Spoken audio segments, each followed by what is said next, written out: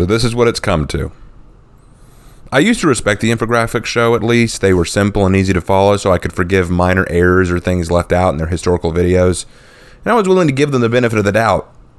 But this video is proof positive that they are clickbaiters. This video adheres to bias, leaves out crucial information, and draws a conclusion without ever providing criteria with which to prove it. But you'll see what I mean. So let's do it. Let's talk about the Crusades, and why Infographics thinks they were the most brutal wars in history. It was the most brutal war in history. Countless lives were lost, entire cities reduced to rubble. Christendom waged war on Islam. Members of the two religions slaughtered each other in some of the most bloody battles in history.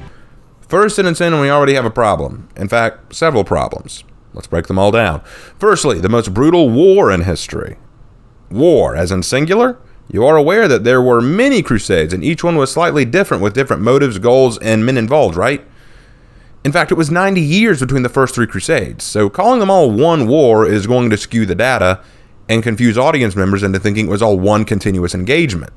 But, for the sake of this discussion, let's pretend it was all one big war. Secondly, the most brutal war in history. Well, brutality is a hard concept to measure, but what criteria are we measuring brutality in? Based on what you said, your criteria is only on death toll and property damage. Well, leaving aside, those are pretty tame metrics by which to measure something like brutality, and considering the fact that just in World War I alone, several countries were wiped off the face of the map, Well, okay, leaving those aside, let's take a look at that factor. It is nearly impossible to get a fully accurate number in terms of death during the Crusades. But the most liberal estimate of death in the 2 centuries of war comes from historian John M. Robertson, who estimated 9 million lives lost. And 9 million is a big number. But World War I estimates exceed 16 million. In fact, World War II exceeds even that with somewhere around 30 million. And if we play by your rules and call the Crusades all one big war that lasted 200 years, a 200-year-long war, and that's 9 million deaths. That's pretty tame when you realize that World War II was less than a decade long and was 3 times more deadly, and World War I was only 4 years long and was twice as deadly. Yeah, the Crusades were awful. There's no question there. I'm not arguing that. But based on your own metric of death toll, it's not the most brutal war by those factors. And thirdly, you're only focusing on European wars. Want to mention some Roman engagements? Jihads? Chinese conflicts that put the Crusades to shame? How about the Three Kingdoms conflict and the fall of the Han Chinese Empire? If you explore world history and the history of war as a whole, the Crusades pale in comparison to several other wars. So the question must be asked, why this? You're not dumb. You've done other videos discussing far more devastating wars and engagements. So why point to the Crusades as the most brutal? Why choose this one when you know there are plenty that outdo it? We'll answer that as we go further. The Crusades lasted almost 200 years and would have lasting effects on Europe and the Middle East to this day. This was an all-out war dedicated to the glory of God and reclaiming the Holy Land. The Crusades is the name given to the series of campaigns Christians carried out to reclaim the Holy Land from the Muslim empires. It's important to note that both religions view this area of the world as holy and important to their religion because they worship the same God. They also share many of the same prophets, but the Crusades were fought in the name of the same God on both sides. So perhaps if each side spent a little more time learning about the other's culture, 200 years of war could have been avoided. You know, this may sound harsh, but this statement is naive enough to be called childish. There are so many problems with just this one assertion, but let's try to break it down. Firstly, the idea that the Christian God, Yahweh, and the Muslim God, Allah, are the same God is a highly debated topic among religious scholars. A careful reading of the Bible and the Quran has many discrepancies and points of contention that could lead one to believe that they may or may not be the same. Some may argue a similarity while others argue the reverse, so your statement that they are objectively the same God is one that is up for debate. But that's a minor issue. Number 2, you're aware, I hope, that even before the Crusaders showed up, the Middle East was already broiled in war. The Islamic Empire had been expanding its territories into other lands and nations without ceasing. The Middle East has always been a point of conflict even before the days of the Crusades, so let's not pretend a simple discussion could fix all that. Thirdly, if discussion would fix the schism between the Islamic peoples and the Christian peoples, then why on earth do we still have some of these issues today? Why haven't we all sat down and worked it out? Why is there still conflict between the two religions? I'm not saying Muslims and Christians can't be peaceful, but there are plenty of clear-cut cases where there are conflicts between Christians and Muslims. We see hatred on both sides, and we see acts of aggression done against both groups. Some things are not so easily fixed. Fourthly, even if the Christians and Muslims had sat down to discuss things, it likely wouldn't make much difference, considering Muslims and Christians often engaged in conflicts against people of their own faiths. Christians often waged in conflicts and wars over different denominational disagreements, and Muslims have different sects, and they were known to hold resentment towards each other and go to war, like Sunni and Shia, claiming that the other was not a real Muslim group and would wage jihad on them, or how the Catholics declared that the Protestants were heretics in the 30 Years' War. Discussion does not always fix everything. People are going to hate each other over minor disagreements. That's the case with history. But I'm done with this point. Let's move on. But that's just a thought.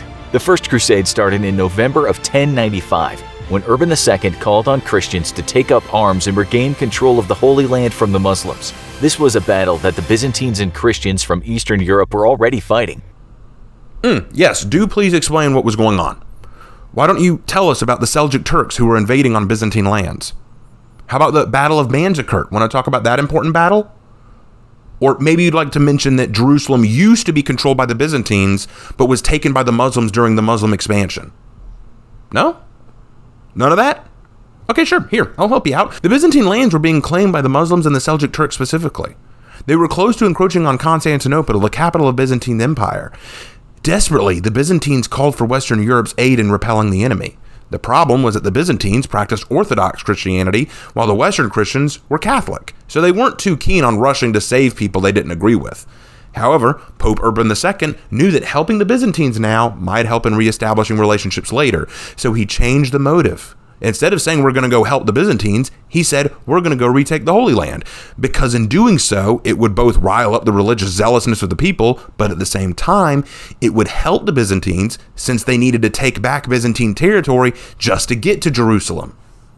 So let's just keep all things honest, huh? The call to reclaim the Holy Land was met with a flood of support. Knights and soldiers were willing to give their lives for the church. The First Crusade had begun. 4 main armies were formed, led by Raymond of Saint-Gilles, Godfrey of Bouillon, Hugh of Vermandois, and Bohemond of Taranto. In August of 1096, they began marching to the Holy Land. There's also a ragtag bunch of less organized people that left for the Holy Land just before the main armies. They could not contain their desire to take back what was rightfully Christian land. This disorganized army was called the People's Crusade and was led by a popular preacher of the time known as Peter the Hermit. Peter ignored the advice of well-trained generals and knights that suggested he wait for the main forces to arrive. Instead, Peter led his People's Crusade into Muslim territory, and his entire army was crushed by Turkish forces at Sebutus. It was a humiliating defeat and senseless waste of life. When the main armies reached Constantinople, Alexius I, the emperor of the Byzantine Empire at the time, declared that the Crusader leaders must swear an oath of loyalty to him and recognize his authority over any lands they conquer. All of the leaders of the armies resisted this order except for Godfrey of Bouillon. The Crusaders felt that the land claimed during this holy war belonged to the victors, not an emperor who hid behind the walls of the city. It was clear that Alexius and the Crusaders from the west would need to combine forces in order to reclaim the Holy Land from Muslim control, so a compromise was made. The Byzantine and Western European armies marched into Muslim territory and attacked Nicaea. They laid siege to the city, which surrendered to the Crusader forces in late June of 1097. Tensions were still high between the Crusaders and their Byzantine allies, but they continued on knowing that the only way they could secure their next victory of capturing the Syrian city of Antioch was by working together. Control of Antioch was necessary in order for the Crusaders to continue on to their main goal, Jerusalem.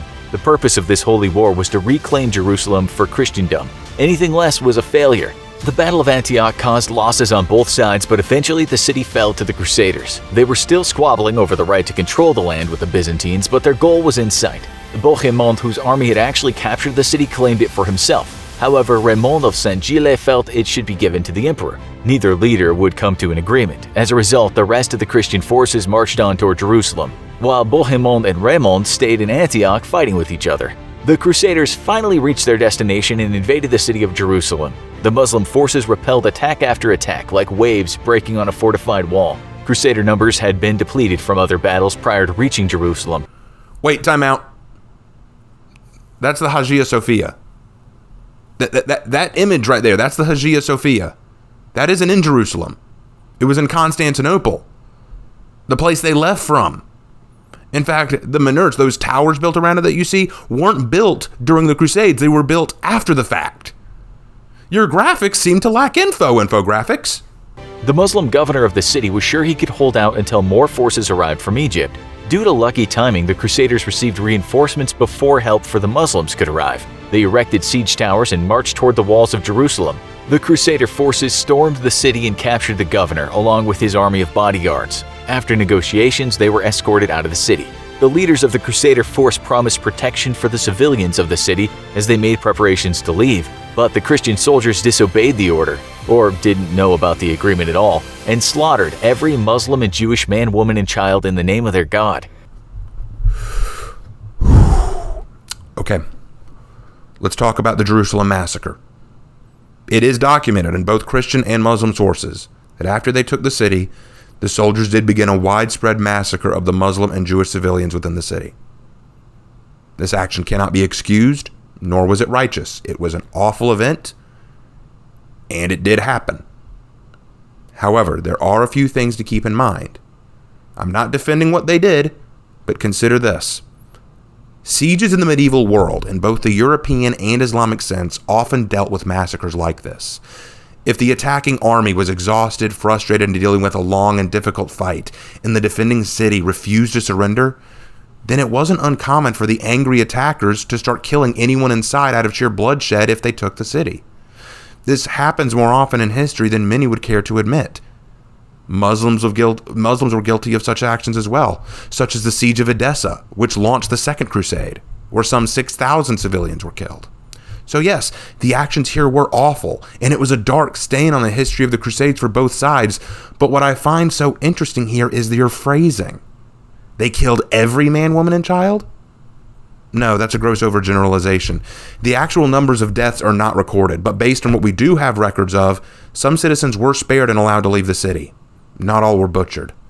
Also, you say at the end, in the name of their God. You already stated in this video that this was a holy war, that this was a battle for holy relics and for God. So why add this tidbit? Unless you want to further vilify Christianity. Just stop it. Why? Because if we look at every action done by Christians and done by Muslims throughout history and judge their religions based on their actions, I think you'll find that both have some pretty reprehensible deeds to account for. In fact, and this may blow your mind, the massacre of Jerusalem wasn't even the worst massacre during the Crusades. That honor goes to the siege of Antioch. In 1268, the Sultan of Egypt, Baibars, laid siege to Antioch, and after defeating it, promised the freedom of all the citizens inside. But instead, he broke that promise. The city was razed to the ground, and according to Crusade historian Thomas F. Madden, the massacre of men, women, and children at Antioch, quote, was the single greatest massacre of the entire crusading era, end quote. Priests had their throats slit inside their churches, and women were sold into slavery. It led to the fall of Antioch as a crusader state and was so barbaric that even Muslim sources described it in a dim view, saying that if people had been there to see it, if other Christians from Europe had been there to see what had happened, they would have wished for death. It's agreed by most historians that 14,000 Christians were sold into slavery or killed after the Antioch siege. It really begs the question, though, if you wanted to discuss the brutality of the Crusades, why do you omit this one? You never mention this battle or any other. It might have actually helped your case, but you leave it out. I wonder why. Yes, the massacre of Jerusalem was heinous and wrong. But to pretend it was the worst action done by either side, or that it was out of the ordinary for these kinds of wars, is dishonest. I'm not defending what the Crusaders did at Jerusalem. I'm not. It was awful. It was heinous. I'm ashamed. It's something to be ashamed of. It's a black stain on Crusader history. Absolutely. But let's be honest. It wasn't the only massacre of its kind, and it wasn't even the worst of the Crusades. It's just probably the most famous one because of where it happened. Jerusalem is more famous than Antioch. Once the carnage ceased and the dust settled, the Crusaders had finally attained their goal. 3 years after they left Europe for the Holy Land, Jerusalem was now under Christian control. After the completion of the First Crusade, many knights and soldiers returned home to their families and estates. In order to control the Holy Land, 4 Crusader states were formed in Jerusalem, Edessa, Antioch, and Tripoli.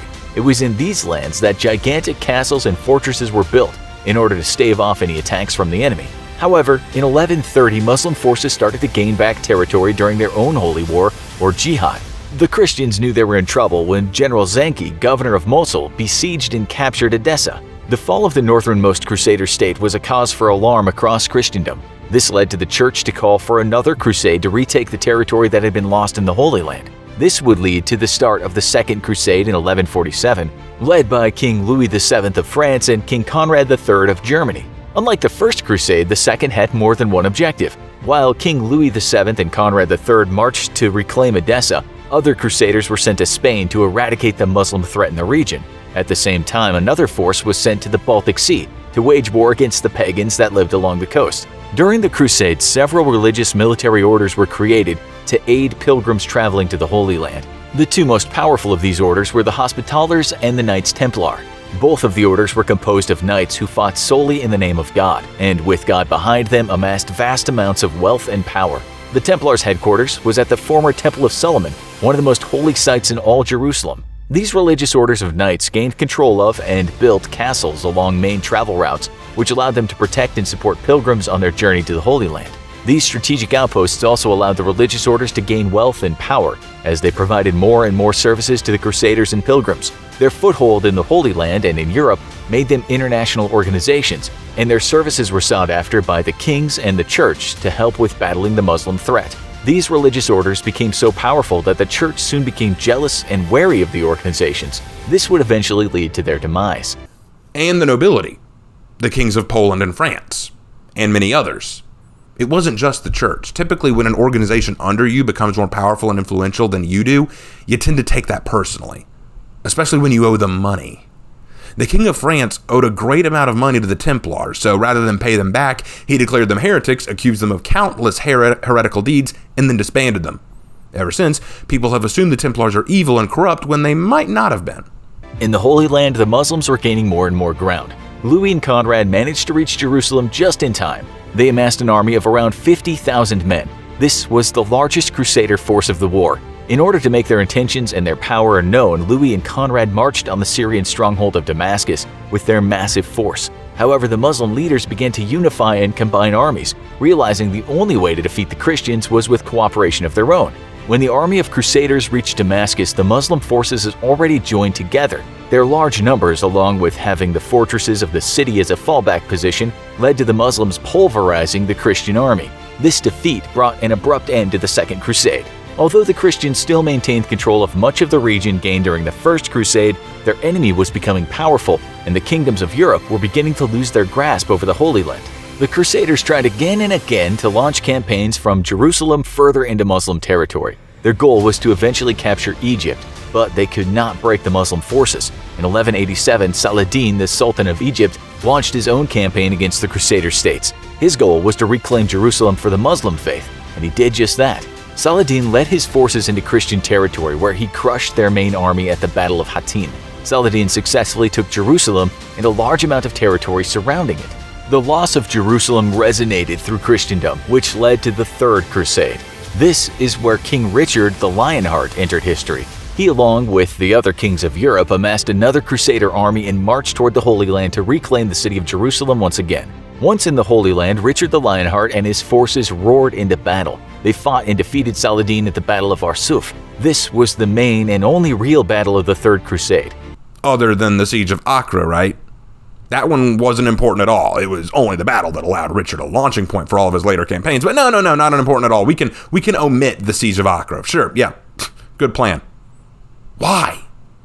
Why are you only mentioning one battle? The Third Crusade is probably the most famous crusade. This could be one that you really talk about and give context of. Why are you jumping over this one? You went into so much detail in the First Crusade. Why are you just skipping over this? maybe you should talk about it because it actually talks about a lot of diplomatic actions between King Richard and Saladin. It also talks about some of their more brutal actions. Like, why are you skipping over the Third Crusade? It was a decisive victory for the Christians. After Richard recaptured the city of Jaffa, he reestablished Christian control in the region. He took his Crusaders and moved on to Jerusalem. Once there, he refused to lay siege on the Holy City.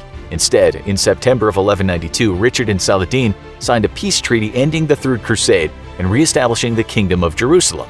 The Fourth Crusade was unlike all the others. Instead of Christians fighting Muslims, Christians fought Christians. It was a strange time to be a crusader. Pope Innocent III called for a new crusade in 1198. But a power struggle between Europe and Byzantium diverted the Crusaders from the Holy Land, and they headed to Constantinople to overthrow Alexius III.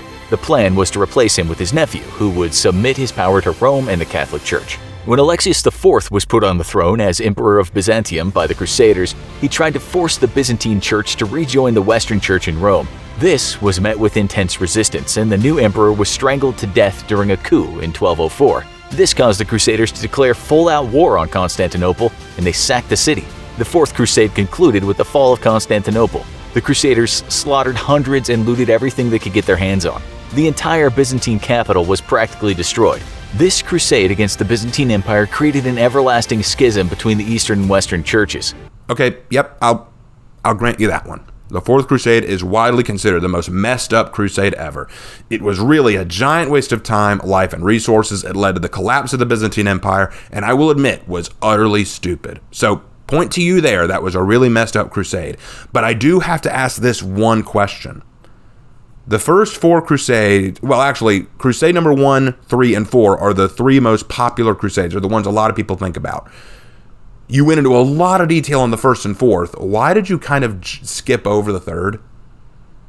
I still don't get that.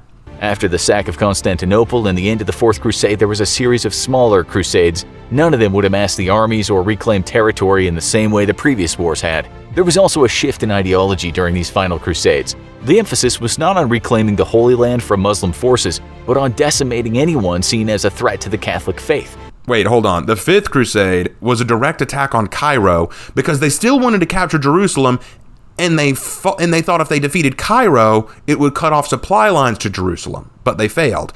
In the Sixth Crusade, they got this massive army together, walked up to the gates of Jerusalem, and said, "Hey, give us the city." And the Muslims gave it to them. It's considered the most peaceful crusade.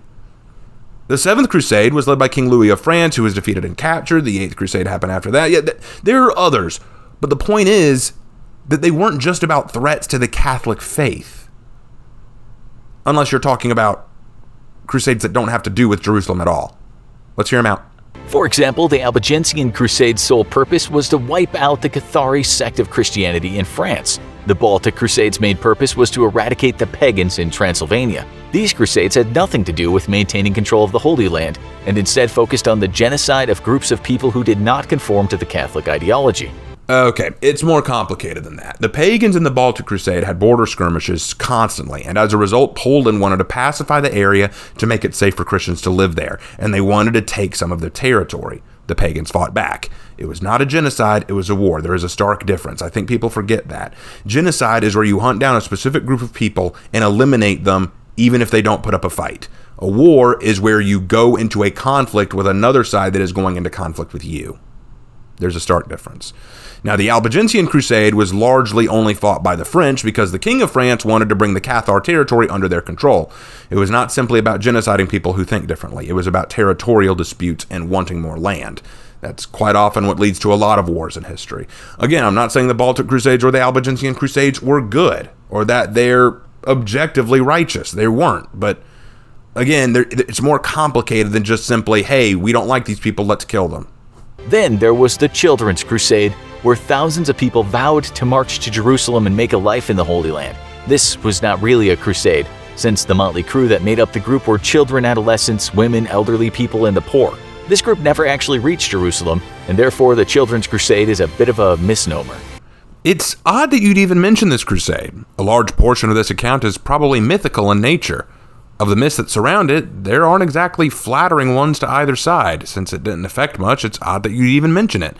But since you did, let's look at the mythology behind it. From the traditional sources, the Children's Crusade appeared to be a movement of French and German children who wanted to travel to the Holy Land to peacefully convert it back to Catholicism, but either died or were enslaved along the way. But once we scrape away the myths, though, it appears that the movement was not solely children, but rather the poor. It appears the children aspect comes from a mistranslation of historical texts in 1213. But here's what I find so baffling. You'll mention the Children's Crusade, a crusade that is more myth than real, but you'll hopscotch over the Third Crusade, ignore the Sixth Crusade, which was largely peaceful. You avoid discussing the horrors committed by Muslim armies and jihadis and over-dramatized ones done by the Crusaders. You don't discuss context behind the Crusades outside of the Middle East and just resort it all down to genocide. It's almost like you're trying to avoid truth. Sell a narrative. Evade facts. You have not mentioned any atrocities or actions done by the other side. You don't mention the Battle of Massacre, which prompted the Byzantines to call for aid in the first place. You don't mention the massacre of Edessa, which killed up to 6,000 innocent people. You don't mention the actions of Bibar and Antioch, which were so heinous, which were so awful, even Muslim sources were unnerved by it. You don't mention that some Crusader states did good for Muslims as well, defending them and allowing them to visit their own holy places. The Crusaders were not innocent or righteous in everything they did, but you are deliberately leaving out the other side of the argument to sell a point. But the amazing thing here is that none of this matters, because you know all of this. You are fully aware of what you're omitting. You're not stupid or ignorant or uneducated. You know exactly what you're doing. You're clickbaiting and selling a narrative.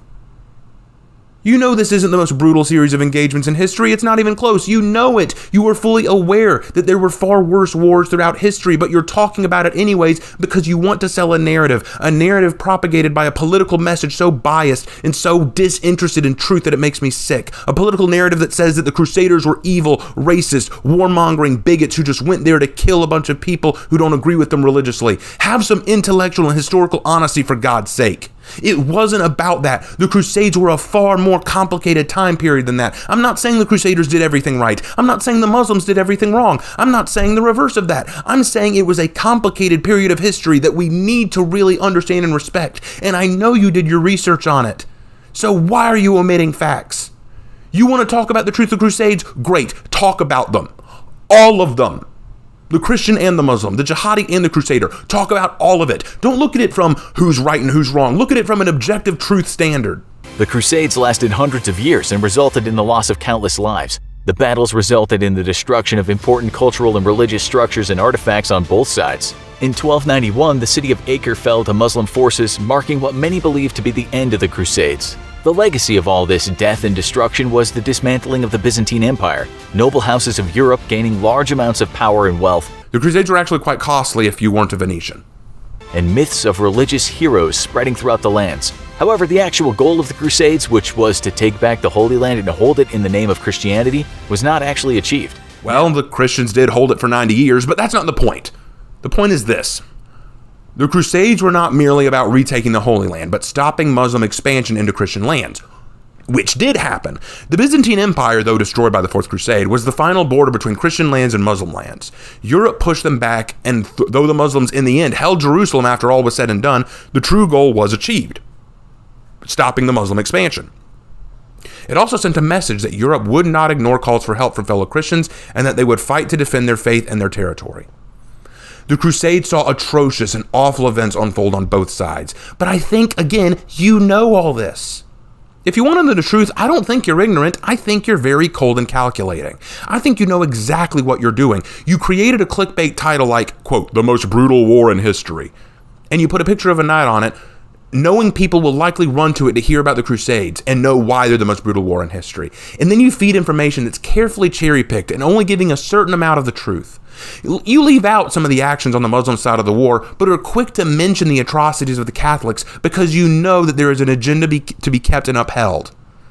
You create a dishonest narrative and use very carefully chosen words like the most brutal without giving any actual criteria for what made it brutal. Because deep down you know it's untrue. But that doesn't matter to you. You still will get people to watch it. The accuracy of the information you provide is not as important as to the number of clicks. You never define brutality. You never explain what makes the Crusades more brutal than any other war. Is it the loss of innocent lives, the death toll, the cities destroyed? Well, firstly, you never make that clear. And secondly, you don't address the innocent lives lost or cities destroyed from all sides of the war, only the ones caused by the Crusaders. So even in this criteria, you are being dishonest and disingenuous.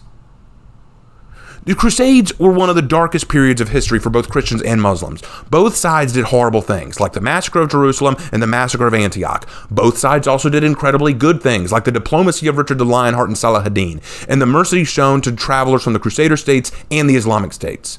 Both sides made mistakes, like the Fourth Crusade in its entirety and the Battle of Massacre, which prompted the Crusades in the first place. There is no question that this series of wars was dark, brutal, and terrible. But they are nowhere near the most brutal wars in history. World War I, World War II, the Warring States period of China, half the Roman conquest, and other wars in history easily put the Crusades to shame. I mean, in my opinion, I think if you want to judge brutality, you should judge it based on new technologies and manners of which death is done. In that case, World War II saw the Holocaust and the atomic bombs. World War I saw mustard gas. What about those?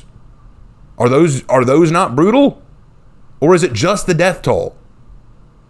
See, the thing is, Infographics knows all these things, but I don't think they care. These were religious wars, and people died in the name of God, but somehow that makes it more brutal. Bull. So, what can I say about the Crusades? Yes, they were violent and awful, and there were deeds done that cannot be excused. But what they did also launched us into an age of exploration and understanding.